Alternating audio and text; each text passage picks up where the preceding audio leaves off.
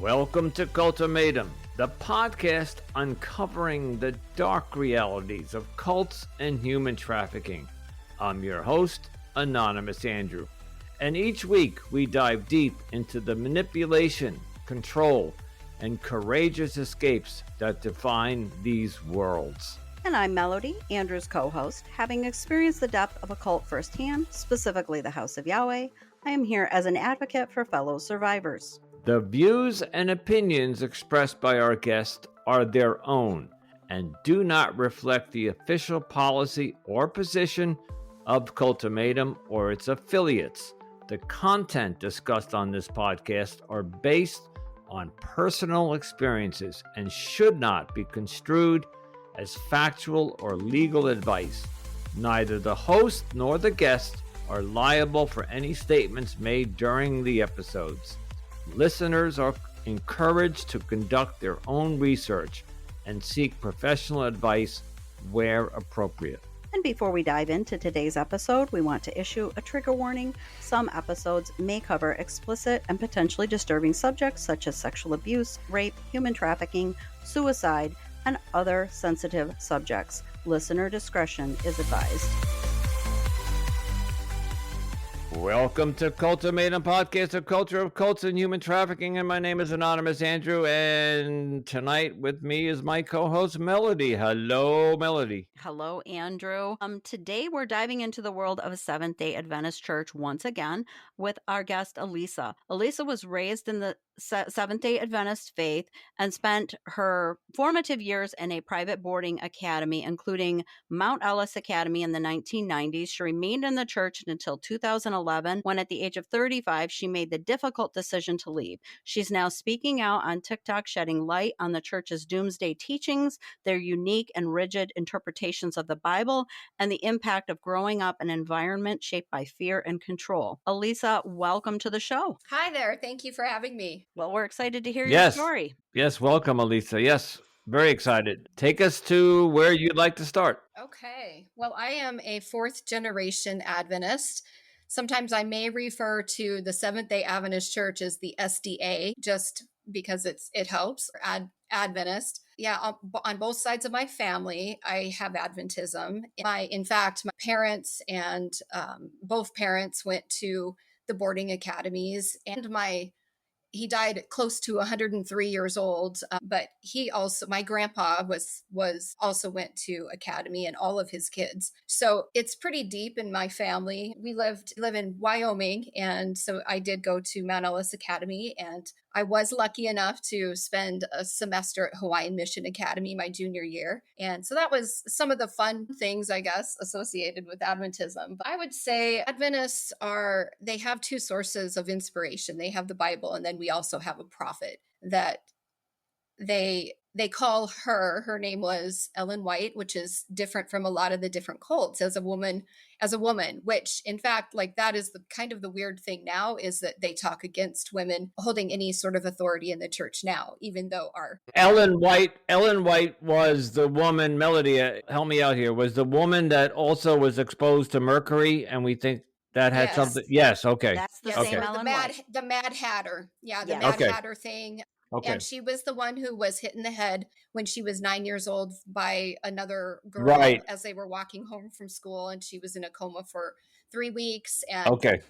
very, very sick. And that was kind of the basis for why they believed that she was a prophet, because she had all of these supernatural things happen to her when she was about 17, 18 years old. Not only was she saved miraculously, she only had a third grade education because she was so sick after the brain injury. But when she was 17, she started having all of these visions and these miraculous things that, when I was growing up, I was just told that this was to preserve the remnant church for the end times message, that God always through time has always had prophets, and to be able to lead people to truth, and to, especially in these times that we're living in as a doomsday cult. Now I call, it's a cult, but I believed that how lucky are we that we had a special messenger that God used so that we could get through these times. And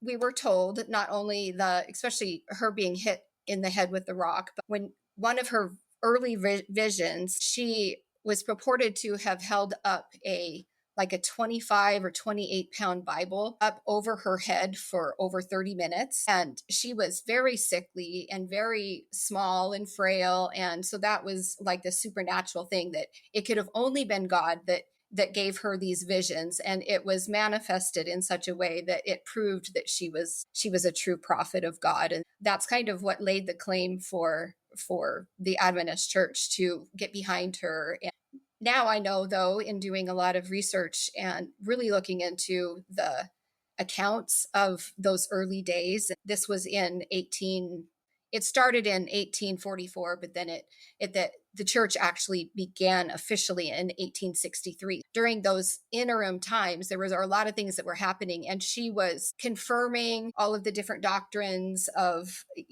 different ideas that people had as far as different doctrines that were different than just mainstream Christianity. And she would then have these visions to confirm whether that doctrine was right or wrong. And it took a little bit of time before the church was officially put together in 1863. But she had a lot of those supposed miraculous visions, including there was a doctor that he wrote about putting his hand up above her mouth while she was in vision, and said that she wasn't breathing at all and that there was no breath coming. She was basically just catatonic, or she wasn't breathing, and how, miraculous this was. So What was some of her visions back in the 1800s? Also, when did the doomsday aspect come into play? Like, did she start predicting the end of the world there, or was that much later in no, the history?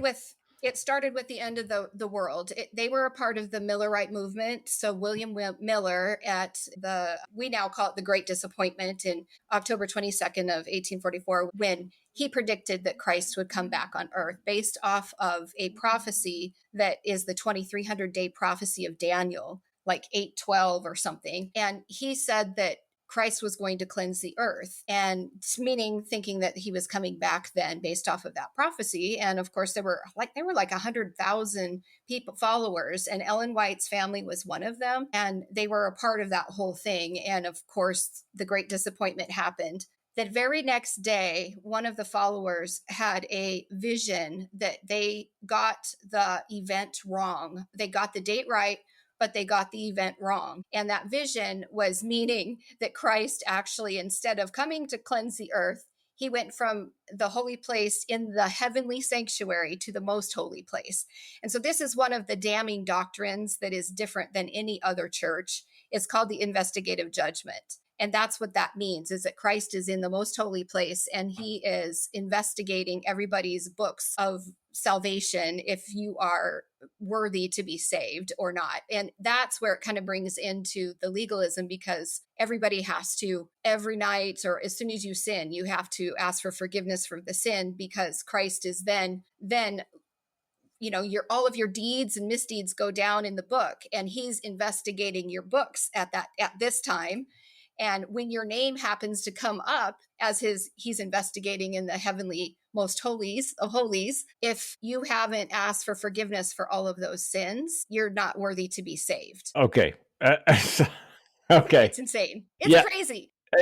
Thank you. So the thought or preaching is that God or Jesus is sitting in this space somewhere, and that when you commit a sin, he writes it down. And if you don't ask for forgiveness of that sin, you're damned. Yes. If he comes to your name in the book while he's investigating right now, if he comes to your name and you have not asked for forgiveness for those sins, then you're damned. Not too uncommon from the Roman Catholic Church, because I remember as a kid and adolescent years, I went to confession, and confession was just that. You went in and you told the priest what you did that week that was wrong or against the 10 Commandments. Right. Although we weren't told that if we didn't confess that we would be damned, but it's kind of like the same thing, I guess, confession. It is. It's kind of like that. There are some similarities. It's just interesting because, it's like any other cult, like the use of these specific doctrines that are different than mainstream Christianity or whatever, then they are twisting, because it comes from a vision or a prophet in our time, then they are looking through the lens. When they read their Bible, they are looking through the lens of that vision, or that, to make the Bible fit, instead of the other way around, instead of looking at the Bible and going like, this is insane, this is crazy. And so that, I mean, that's the thing that's so sad about it. But now after I finally felt like, it took me a good 10 years to feel like, after leaving, it felt like it was about 10 years where I felt like I could finally think properly and I could see clearly. And now looking at all of these other cults that use the same tactics, I mean, some of the, obviously the points of doctrine are different and all of that, but they use the same things. There's fear factor, there's the manipulation of scripture, misinterpretation of scripture, control of information, fear factors within the church for questioning. I mean, we were told that if Ellen White actually had lots of writings about, if you questioned her testimonies, she called her stuff testimonies, so that it would jive with the revelation. There's a verse that says that the end time remnant church will keep the commandments of Jesus and will have the testimonies. And instead of the testimonies of Jesus, she put herself in that as the end time church will have her testimonies instead of just Jesus, and our own testimonies with him and what he did on the earth. Let's go back to the confession. I'm just curious. You confess, who do you confess to? To Jesus, to God.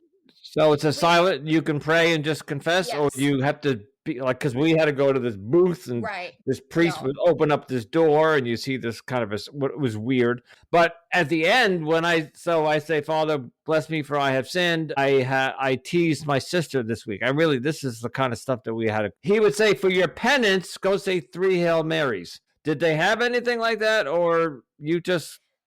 No, there wasn't anything that you had to jump through hoops to do.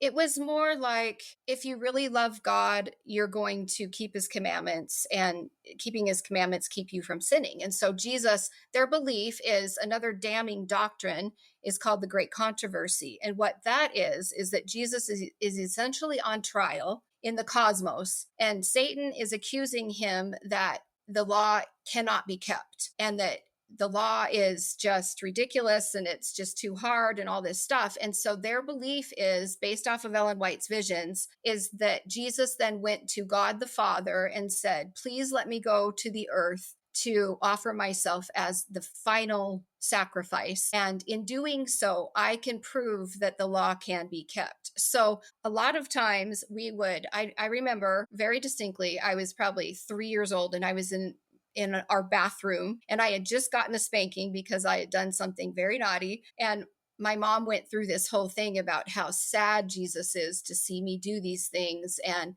how just like I'm breaking his heart, because he died for us to show that we can be good, and that we can. So basically it's a perfection teaching, and it's all legalism, perfection. You basically we were so indoctrinated with all of our, we would call them Sabbath school. So instead of Sunday school, we went to Sabbath school on Saturday, and all of the teaching was all about the Sabbath, because it's in the 10 Commandments, and, helping Jesus and loving God by keeping the 10 Commandments. And I remember distinctly being told that Jesus did come down to offer himself to his Father, oh my God, I forget. It's been how long? It's been many, many years since I've been in the Catholic Church, but it was something along those lines. Jesus came down to help our sins. Like he took all our sins away, something like that. Okay. Well, I will say that along the same lines with your teachings, I'm an ex-member of the House of Yahweh, and their teaching was that the Messiah came back, and we called him Yeshua, but the Messiah came back to fulfill the law, not to abolish it. And they do use scriptural reference for that. But I did want to jump back real quick to ask a question. Do they have an explanation, or do they give an explanation for why they don't allow women to be in a teaching or an authority position, and yet the prophet of their whole religion was a woman? Do they give any explanation for that? They give I've questioned this many times, and it really depends on who is the leader of the church, who is the president on the top spot of the church. It just depends on what they are putting out at the time. It's kind of just washed underneath, kind of put underneath the rug, which I will say that in Adventism, there are really fundamental Adventists and there are more conservative, more really, really fundamental. Then there's kind of the conservatives. And then there's the ones who they kind of believe in Ellen White, but they try to only go to the Bible, which is, I was kind of between those two, probably the conservative and the ones who, like we did try to just go to the Bible, even though we Right. were looking through everything through, the lens of Ellen White. And then of course you have the more liberal Adventists that they don't necessarily ascribe to all of these things. My thing, and it kind of drives me nuts because a lot of my content that I put out is trying to show just the contradictions and Right. all of that, because it doesn't make any sense. And in fact, Ellen White herself says that, if you take out any of her visions or any of her inspired writings that were given to her by God, then you're not an Adventist in any way, shape, or form. And in fact, if you don't believe in her, then you are of the world and you have been deceived by Satan. And even if you pray, your prayers are going to Satan. They're not going anywhere. So, it doesn't make any sense that there are all these different variations of Adventists.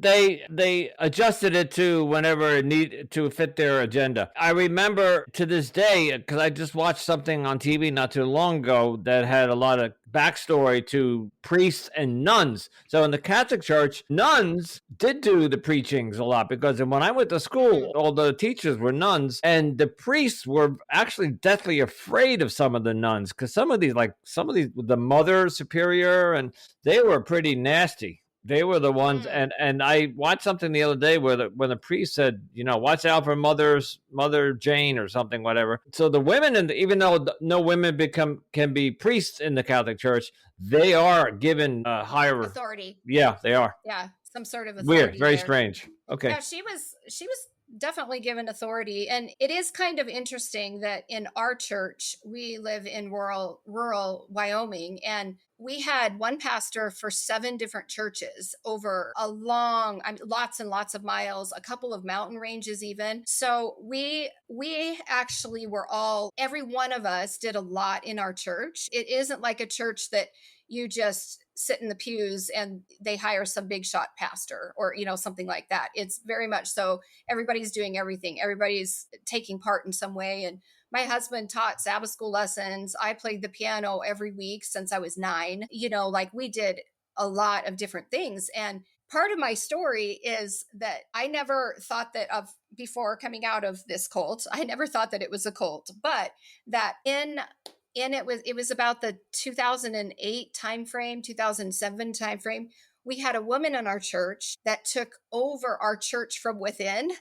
And this was a woman, and she made herself elder, and she started preaching all the time because our pastors weren't available and were sick. So then she kind of took it upon herself to save all of us and to make sure that we wouldn't be deceived by the world's teaching, and which is anything else, anything that isn't within the Adventists. And then she started reading all the Adventist material and correcting the Adventist material and writing out her own lessons and her own sermons. And so we also have this, what I call, during those years, it was about 2 years of heavy under a cult leader it was the worst time of our life. And she destroyed us. And so it is kind of interesting to also have that, where even though the church doesn't officially, but because we didn't really have any leaders at that time, the only leader that stepped forward was this woman. And then she became a really So you were horrible in a cult leader. Inside a cult.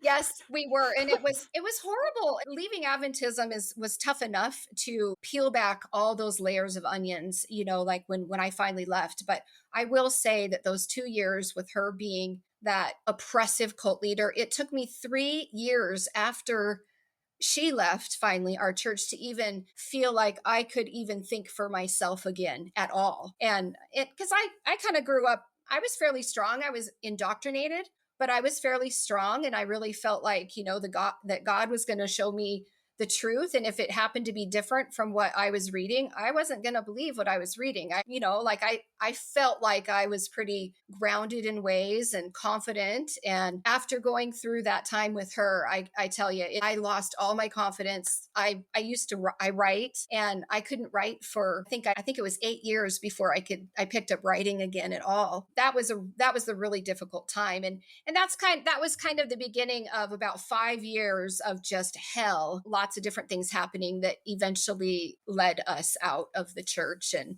at the end of those 5 years, I think we had 6 different things that happened that were just really bad. That's when I finally realized that, okay, we're not just changing the church from the inside out. The Holy Spirit, this is not with this church at all. It's evil, is they are protecting the church above everybody else, above abuse we had embezzlement. We had lots of different things that happened during that time. And that was kind of the beginning of the end for me. Now I'm thankful for it, but boy, it was painful going through it. And then I thought I would just have to deconstruct through those 5 kind of traumas that we went through. But once I left the church, I realized, wow, like every doctrine is not in the Bible, and it's not anywhere, like it's just manipulation. So that kind of started that whole time. It started the ball rolling of you Yeah. looking into all the other teachings of the less culty versions of the SDA that Yeah.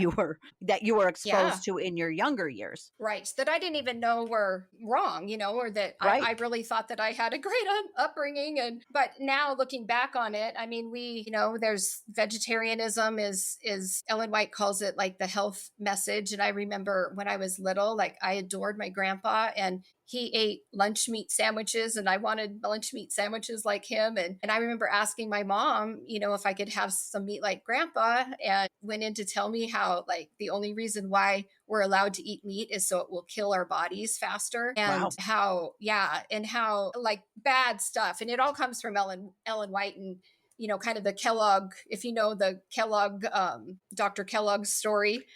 Yeah, He I was know an some of that. Adventist. We actually have interviewed a couple other Seventh-day Adventists, so we've heard some bits and parts. But I've heard Kellogg's name a couple of times, and I know he's the Yeah. Kellogg from Michigan. I'm from Michigan, so I think Battle Creek or really? something, if I remember. Yes. And I know a little bit about that part of his, because he's associated with the SDA as well, correct? Yes.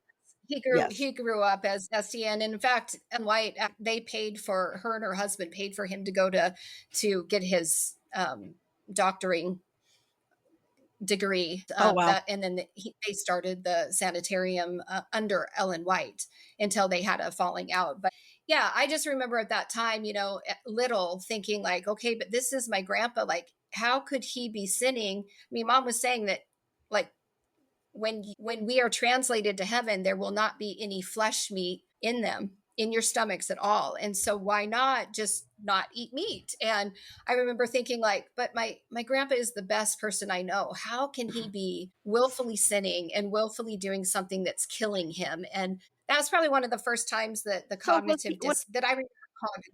He was, although he came into it with my grandma as a second marriage. Okay. So kind of reluctantly. Okay.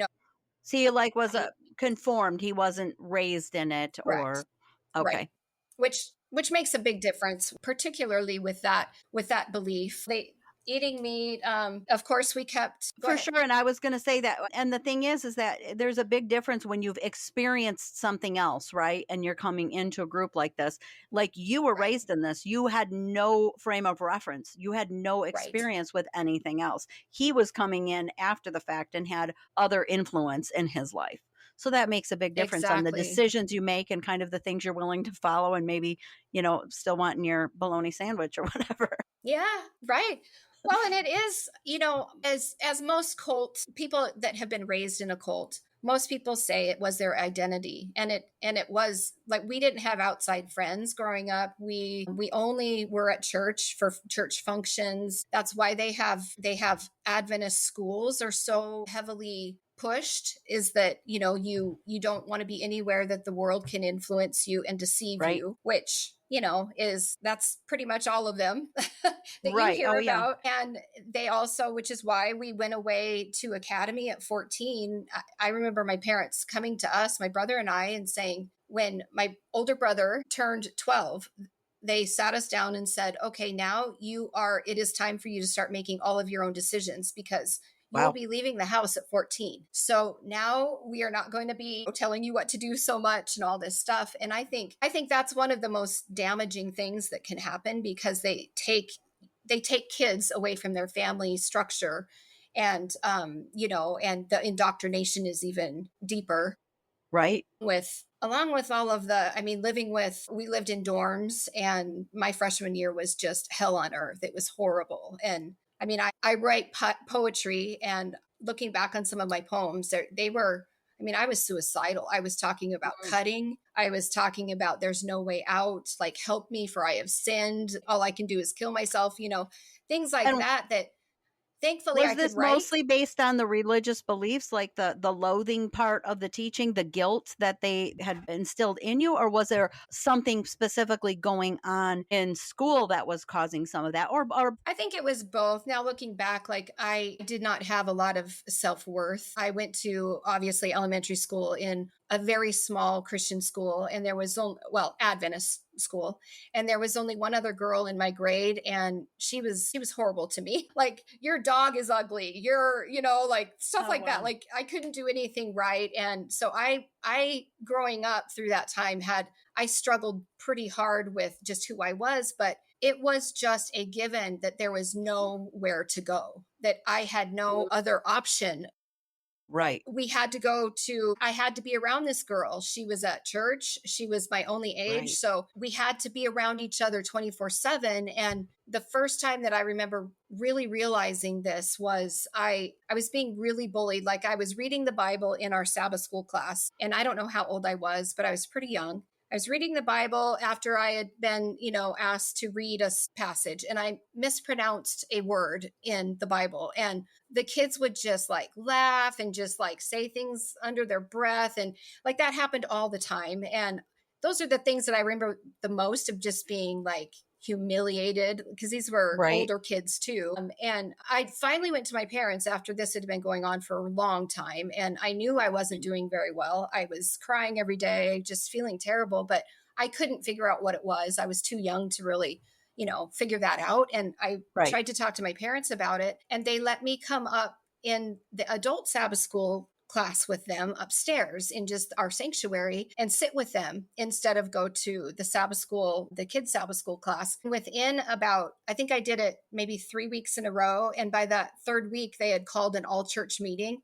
to discuss why I was sitting with the adults. And they forced my parents to send me back to Mm. Sabbath school class. And I remember just, like, crying, like, you mean I can't, and I remember now in my soul, I think that was the first time where it was like, the church comes above you, the Yep. church name, like, we are not, and your parents are not protecting you. You have nobody, like, you have no place Right. that you can be safe here. And it kind of started the own just trauma. And there were a lot of other things that kind of happened in my growing up time, just being around kids that weren't nice, and there was some sexual abuse that had happened and things too. And my parents knew about it, but they didn't actually do anything about it at all. And I love my Wow. parents. I think but they also were in a system it was very, like, they were told what you could do and what you couldn't do. And one of those things wasn't to Right. raise a stink and not put the name of the church out there in any sort of bad light at all.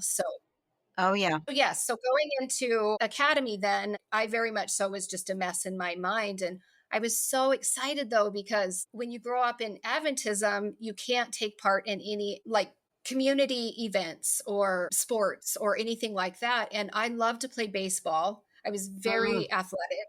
And we had our own little elementary, PE time that I just loved baseball. And I wanted so bad to be on this gymnastics team that was a part of the academies. A lot of the academies in those times, they had something called acronastics, which was like acrobatics and gymnastics combined. And the kids would tour. They would actually go from Oh state to wow. state and all over. And it was awesome. And I see now that, like, all of the academies were just to try to keep everybody from experiencing anything outside, their system. But the other thing is when there's, baseball games or basketball games on Friday night or Yep. Saturday in the Yep. world, that it was an alternative for kids to be able to be involved. And so I was so excited to go. I wasn't even homesick when I first went because I did make the gymnastics team. And, I started out pretty strong. And then some girls decided that they needed to destroy my life that Gosh. first year. So, and I got jumped in the hallway and I had to fight off like 7 or 8 girls trying to take me in to give me a swirly and cold man. showers and just not little things like that was happening all the Yes. time. So once And that's ended, traumatic. And if it's a boarding school, yeah, too, that you're not even going home at night. So you don't even have the safe exactly. haven of going home at night and feeling some safety of home. Exactly. Well, my husband said that. He said when he was growing up, he was getting punched in the stomach or something on the bus. And he said, but the difference is that I went home and I had my bed. I had my parents to talk to about that. And yeah, and we even had, some of these girls, they had a master key to all of the girls' rooms that in the dorm room. And my one place that I thought that I could at least get away was my room, my only room that I could lock my door, and several times I would unlock my door and there's 4 girls in my space and just like they'd gotten in just to give me hell. Now, do you So have that any was hard. clue as to why one of the students would have one of these master keys? Shouldn't that have been an adult that would have access to that, not a student? Well, there were boys. Everybody had to work. And like when you went there, you worked to be able to take off some of your tuition to stay there. So we didn't ever get any money. I never had cash from any work that I did at all. It went right directly to the school for our tuition, and everybody had to work. So there was a maintenance crew that was usually older boys that had access to, back in the 90s, they had the actual keys and they had master keys on their maintenance crew. Well, if some of the boys, then they went into town and they would make extra keys. Copies. And then as the kids were going through, they would deem which kids were deemed worthy to hand off the master key to. Wow. Most of them, and they were sneaking out and all sorts of stuff too. So there was a lot that I guess in my mind I wasn't just in survival for so long, but now looking back on it, it really was hard because you're away from your parents. You're made to think that this is the only way that you Right. cannot be deceived by the horrible world. And yet here are these people that are literally abusing you. And the whole system is set up for indoctrination and trauma and all of Right. that. And it just was So a mind. I assume that you got married to somebody then in the church? I was just going to No. ask you that. No. Okay. I did not. I was a little rebel. The first time that I went to any schooling was my college years. And I went to become a court reporter. Mhm. And I chose a school that, of course, none of the Adventist institutions offered that. And so I chose Lincoln, Nebraska, that had Union College, which is an Adventist institution that I had some friends that went there so that I could be close and could go, to their church and things. But I met my husband at the college that I was going to, and he grew up Methodist. And before I got very serious with him, I sat him down and I said, my faith is the most important thing to me. And we have the truth. And if you would just look at the Bible with me, that God will show you that. And if you don't have any interest in, living a life like this, then I'm going to have to break up with you. Luckily, He conformed? He conformed for me, and he got baptized after we were married. But because it was after we were married, like my longtime pastor wouldn't marry us because he wasn't yet a baptized Adventist, even though he professed and was learning and things like that. Like he wouldn't even marry us. Wow. Alisa, how old were you at this point? At marriage? Yeah. 21. Okay. Yep, 21. We kind of started our life and had a couple of kids, and it was really important for us to also get a Christian school going in our little area, because that was the way it was supposed to be. Ellen Wright wrote a lot about, like if you don't, basically your kids are doomed if you don't send them to an Adventist institution. And which just, there was so much pressure for so much on so many things that she said. But, we worked really hard to get a school going. And into the years of that kind of led me out in those 5 years, one of the things that happened, we worked and worked and worked to raise all this money and to be able to get an Adventist school teacher that is with the institution instead of just like hiring a school teacher. And a friend and I raised a ton of money, and we were kind of the poster child for our Rocky Mountain Conference, which is just this entire area, because we took a very small church from nothing and raised all this money and created a school and had all of the kind of how to do this and how to fundraise and how to, admissions and how to, like, we did very well. And then we had a treasurer that came in. There was a family that came in, and turns out she ended up embezzling all of the money. And it just devastated us. And the worst part was when we found out, my friend was 8 months pregnant. And when we found out, she was so upset, of course, that, and we took all of the responsibility off of her, and we had to go through, the insurance, all of the rigmarole. And we called Adventist Risk Management, which is kind of their attorneys, if you will. And they told us kind of what to do. Well, once we did that, then, unfortunately, my friend went into early labor and her baby almost died. His kidneys exploded and her baby almost died. And it turns out that there's some flap that didn't grow right that usually grows late in pregnancy. And he still has problems to this day, but he did survive, thank goodness. But that was just devastating, not only with the court case and all of that. Once we went through the process of the court case, then Adventist Risk Management came back to us and said that you guys need to not say a word about anything that happened and not go to the court case. You guys weren't the victims, that we as the Rocky Mountain Conference are the victims, because we are the owner of your school. And they came and said cease and desist from making any sort of a victim statement or anything like that. So at that point, I didn't care. I did it anyway. Oh, was that a control tactic? Sorry. What was do you know what their reason for that was? All they wanted was, they used us to do all of the insurance stuff, and all they wanted was the money back to do what they needed to do for the insurance. But then the bigger thing was that you cannot talk about the church. It can't go out in the papers. It can't, we can't just say like anything abuse. Bad. Right. Yes, they just don't want that. It's about their not tarnishing their reputation. Right. So nothing. Was this so you had mentioned it was about 5 years that began your exit. Was this the beginning of that?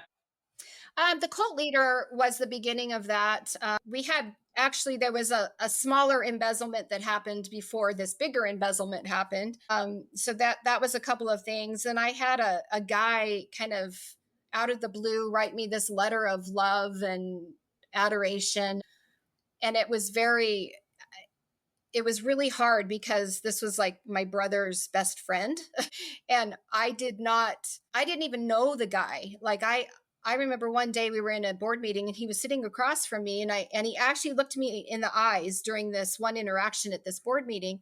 And I remember thinking to myself, he must not hate me. I thought he hated me because he would never look me in the eyes at all. And this one day he actually looked me in the eyes, and within that week he wrote this letter of just love and all this stuff that just blew our lives apart, because we're a small church. This is my brother's best friend, and I don't really have that great of a... And you're married, and he knew that. And I'm married, and he knew that, and we were all... his wife was a beautiful woman. He was married, too. He was married, and she was my friend. It was such an egregious... It was horrible. It was inappropriate. It was inappropriate, and it could have destroyed my marriage. Thank goodness my husband knew, this was all him. And in the email that he wrote me, he actually says, I've already told my wife, and she knows this is 100% me. And, but it was horrible, because I played the piano at church. My husband would be up front as an elder, and lead out in services, and we didn't know if they were going to be there, because in Adventism, like, you come to church no matter what. You can't just not be there. And we were so uncomfortable. We reached out to the pastors. We reached out to our conference to try to get a mediation or help or something. We were completely shut down and ignored. And then, yeah, it was Was just anything done devastating. to him, or was he taken aside and spoken to? No, nothing. They So- wouldn't deal with it. Of course not. So walk us through. So was that the beginning of the? That was one of the things that happened. Okay. So the cult leader, this instance with this man happened. We had a small embezzlement happen. We had the big embezzlement happen. And then the end of that 5-year period. So this was over 5 years of period. And we were still, the first thing that happened was this cult leader, where we were all, my trust of people was already obliterated. So once this happened with this man, I was just barely starting to try to trust people again and kind of get my bearings about me when this happened with this man. And we were still not thinking clearly anyway. And then we had, I was asked to be on, because our school had done so well when it was doing well before this had happened with the embezzled. I had been asked to be on Rocky Mountain K through 12 school board that was on kind of a bigger level, where they would fly me to conferences and things. And they were trying to get information on like how we had done so well, and especially for rural areas, that if we're supposed to all have Adventist schools, for all of these areas, like, how did we do it? And I became involved in that. And up until then, I was still thinking, like, this is still God's church. It's just people that are sinful people, like we all are, that are doing bad things in it. But it doesn't mean that the church is wrong. And I still was pretty dogmatic about that through this, until this last experience with the conference. Like, I was actually in the upper echelons of the leadership of the church. And they really, there was a lot of where they twist your words, and what's it called? Gaslighting. There was like all sorts of stuff that was happening, that, I mean, through this whole time, I was like, I thought that I was just going insane. Like, we would say one thing, my friend and I, we would say one thing, and then it was terrible. It was terrible. And I really felt like when that finally happened, that there was no reason for it. There was no rhyme or reason for it at all, except that I think what it probably was, now looking back, is that they didn't want to lose their jobs, because Adventist education is a pretty big institution. And as are Adventist hospitals and things, like the health hospitals and universities are really big in Adventism, actually. And I think that we were touching on things that they knew that they were not doing correctly, and they didn't want to lose their jobs and didn't want to look bad. And my friend and I were pretty, we were trying to make it so that it was doable to be able to have these so important Adventist elementary schools all around. That this whole system was set up so we couldn't be able to do that at all. And we were trying to remedy that. But yeah, I just totally got backstabbed by the higher up of this K-12 board. And the good thing is it wasn't a huge deal on the grand scheme of all the other things that we had been through. But when that happened, it exposed the upper echelons of the inside of the church, the leadership of the church, to me. And when that happened, I realized, the Holy Spirit is not with this church at all. It's all abuse. It's all shutting you up. It's all silence. It's, if you call out anything that is wrong, you become the problem. If you call out that there's an abuser, you then become the abuser. And that's spiritual abuse 101 and cult tactics and all of it. And so that's when I just said enough. And this, I'm not going to go along with a church that is. And your husband was on board with this? Obviously, you must have spoken to him. He was. And, I am so lucky that I am paired with this man, because he, through all of this, he was in it with me, like questioning things. And, we talked about a lot of things. And when something would happen, we would try to deal with it, and we would get slapped down together. And, thank goodness when I stepped back from church, he still went with the kids because he didn't want, my kids were about 6 and 9 when I ultimately left. And he didn't want there to be a lot of up and down and us be wishy-washy on if I was maybe going to go back. But he quickly learned that there was no going back. And then, that was at the beginning of, all of the indoctrination being peeled away too. And so once we went through that process and saw all of the evil that is really a part of this, then there was no going back. And how many years ago was this? That was in 2011. So 14 years, 10. So you've been out for about 14. And I think that it took me about 10 years to really feel like I understood all of what Adventism was and all of the traumas and abuses that really were happening within it. It took a long time. Well, I'm just going to say that's true love. A man who joins a cult for you and then leaves the cult with you. Leaves the cult. Yeah. I don't think we heard that. He, somehow he doesn't hate my family. The hardest thing with this is that we literally live in the same area with my family, my brother and his wife, my mom and dad. And they're still in. And they are all still in. And everybody we knew were Adventists. So when you leave, I mean, your foundation, my foundation, crumbles. I knew nobody, it was hard. It was a hard transition, but I'm so thankful. And that's by design because it makes it harder to leave. Exactly. Yeah. Especially and Melody, you guys kept the Sabbath too, didn't you? Saturday? Yes, we were Sabbath keeping Saturday, Friday night to sundown, Saturday night to sundown.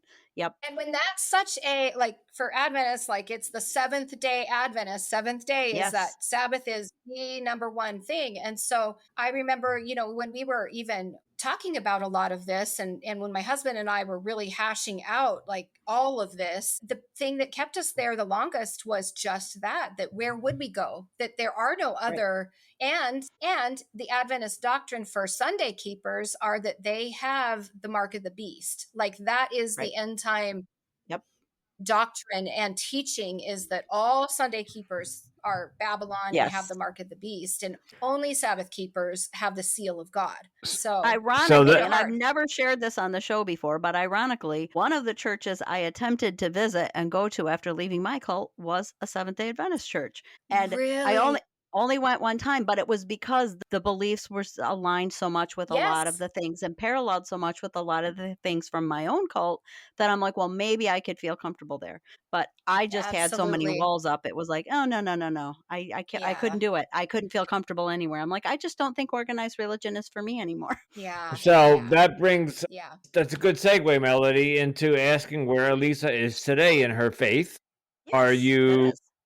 do you belong to a church, or did you try to join other churches like Melody, or did you finally just, you and your husband said, we'll do this on our own? Much like Melody, we did try a few other churches very hesitantly. We were very wounded in that same way. Not only, course, all of the realizing that everything that you believed in is a lie and all of that, and peeling that off, but the trauma of those 5 years, I was really jaded and really broken and really obliterated into nothing. And so we just took our time. And when I walked away, I said, I am not going to pray. I am not going to read my Bible. I am not going to listen to, if somebody says some statement that is, even if it is true or whatever, but if it's said in a way of you should be doing this, I'm not going to listen.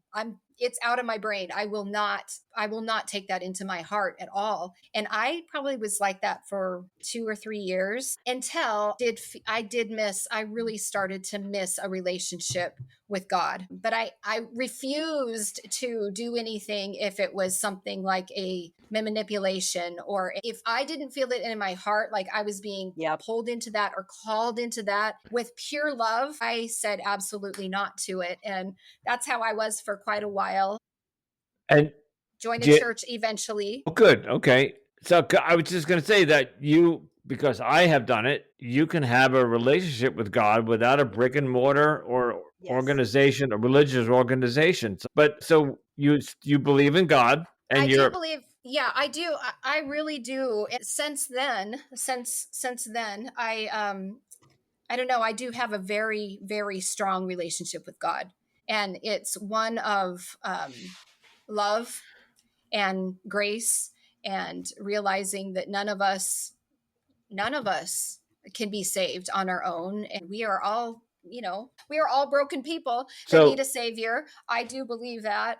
Do you worship on your own, or do you go somewhere We go to a church now. Okay, yeah, good. We did find a church. We were a part of a church for several years, and then they kind of started getting a little possessive. And my husband and I, you can see that like blinking from afar, and so we exited because like organized religion, denominations are not for us at all. And if we see any sort of, like in this case, like the pastor kind of started being possessive about his denomination or his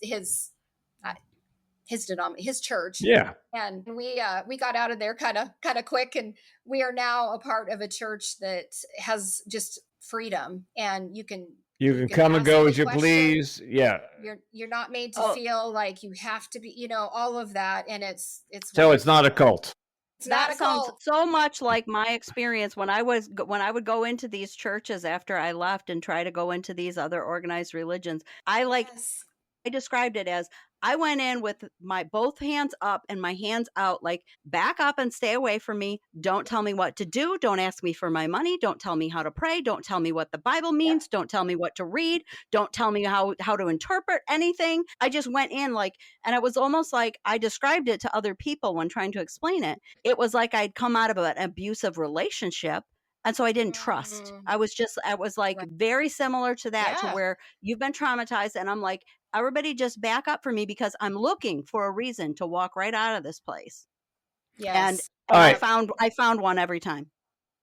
Yeah. We have to begin to wrap up. I have one more question, and then I think Melody will ask her final question. And this is kind of personal, so feel free to say you don't want to answer, but where are your children in all of this? Right now? Yes, they must be older now. Yes. So they were brought up in the Seventh-day Adventist, and then you pulled them out of there, and then you joined another church, and you pulled them out of there, and then you joined another church that you're in now. So they must be kind of confused. Thankfully, because once we left, we talked to them a lot. We talked to them about the manipulation, about the gaslighting, about different things, and really talked in depth about how we saw this as wrong, and that you need to feel free in your relationships and all of that. We really talked a lot to the kids, and we didn't force them to go with us. In fact, like my son, so my daughter is 22 and she is in Nashville. She's a musician, graduated college last year and is living there now. And my son is at the University of Wyoming. And, they both have a belief system that is different from their father and mine. They have their own. They have their own. They do. And they do believe in God. And especially my daughter, like, I think, she does want to have a weekly find a church and walk down that path. And I think my son he believes in God. He's trying to figure things out, as most college students do. But I am so proud of how they navigated all of those years, because it was hell. It was hell on our family. It was terrible. Like, they were around grandparents that when all of these things splintered apart, it changed everything. And they still love their family and are just wonderful human beings. And I'm so proud of them to not go off the deep end with all of the things that we went through as a family.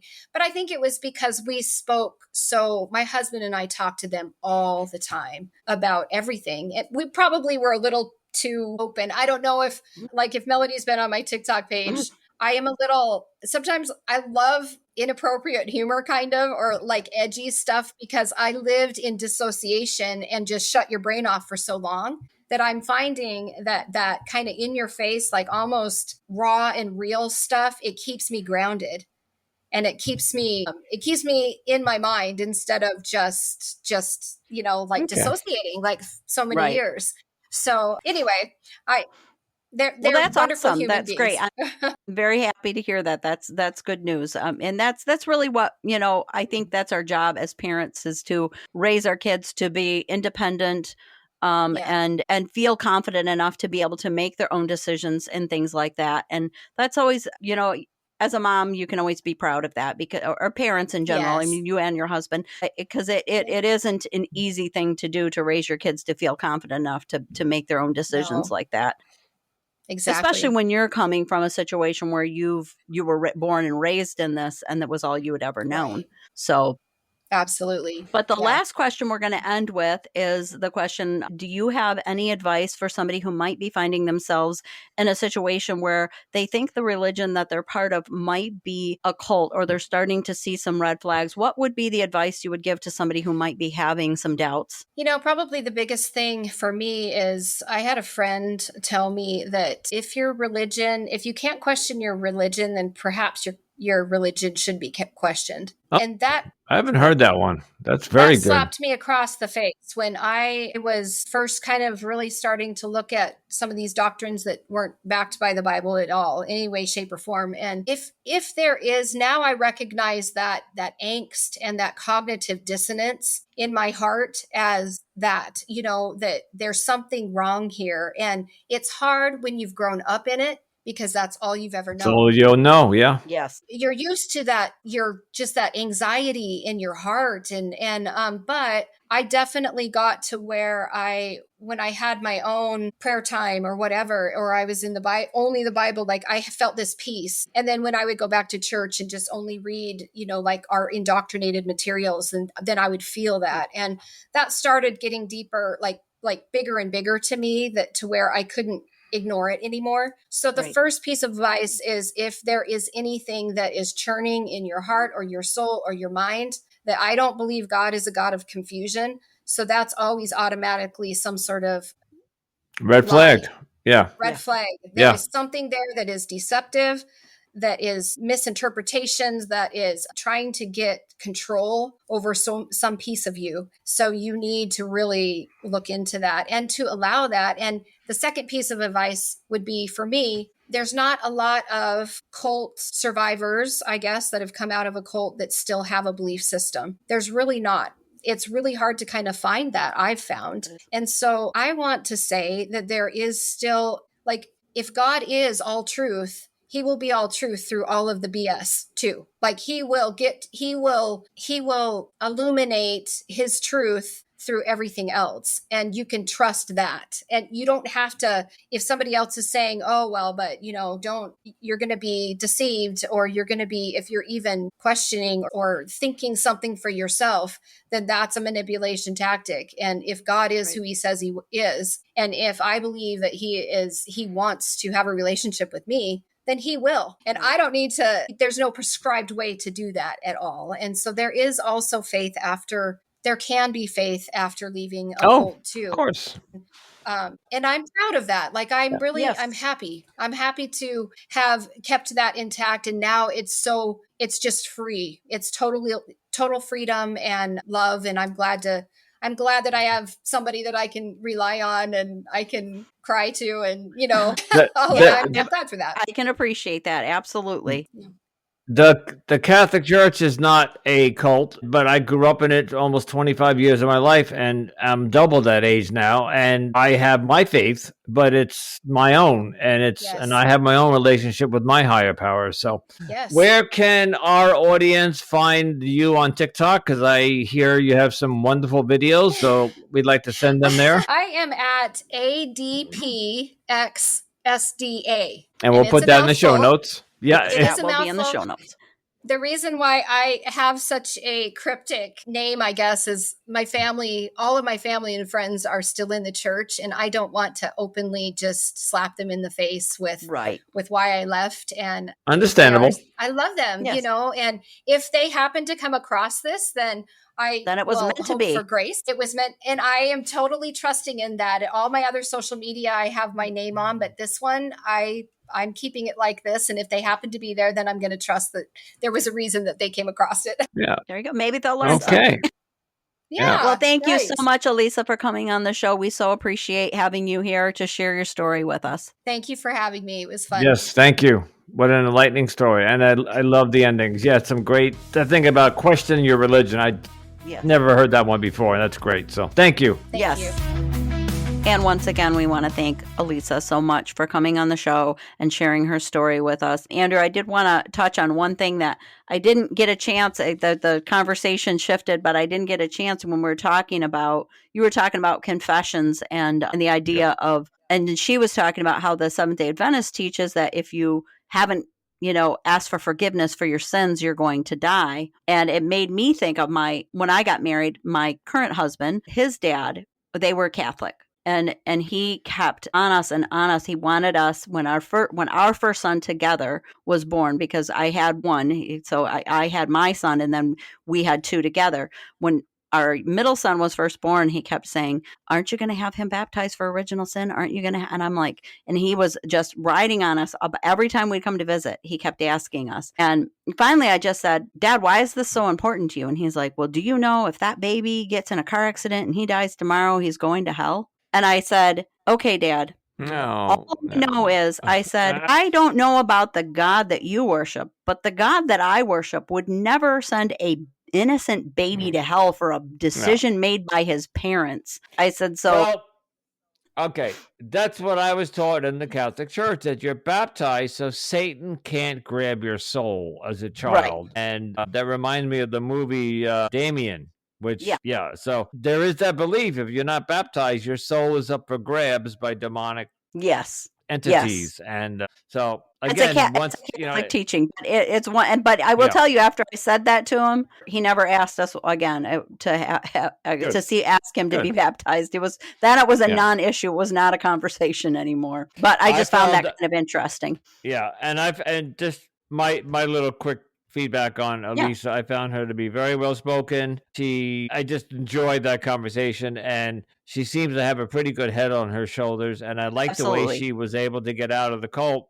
with no issues. Like she just said, she did say it took her 10 years to deconstruct, but so she had, and that's not uncommon, right? No. We've heard how many, and how many years did it take you? So yes, exactly. Elisa, she did an amazing job, and we so appreciate her coming on the show and sharing her story with us. And we also want to thank all of you for tuning into Cultimatum. Your support is always greatly appreciated. And if you enjoyed today's episode, if you could just take a moment to rate and review us on platforms such as Apple and Spotify, it does really help us out, especially the ratings, hopefully 5 stars. And don't forget to follow, share, and keep listening to all of our latest episodes. You can also connect with us by joining our Facebook group, Cultimatum Podcast, where we dive deeper into these important topics. And you can find us on additional social media platforms, including Instagram, Pinterest, TikTok, YouTube, and Threads. If you have a personal experience with cults or human trafficking that you'd like to share, please reach out to us at cultimatumpodcast@gmail.com. And if you are an ex-cult member in need of additional support, you can consider joining the Cult Escape and Recovery group on Facebook. And if you want to hear more of me on my other podcast, the Digital Dating Podcast with Anonymous Andrew, it can be found on the platforms that you're listening to this podcast on: Apple, Spotify, and Pandora, and all those other. And by the way, I just joined. I thought I was on it, but apparently I wasn't on Amazon Podcast. So now I'm on Amazon Podcast. If you'd like to help us with the cost of maintaining the podcast, you can show your support through the Buy Us a Cup of Coffee link in our show notes. Every little bit helps in our mission to spread awareness about cults and human trafficking. And to the audience, as of this recording, we have received 0. So help. Little kick in the butt there. And as always, stay safe, stay informed, and remember, you are not alone.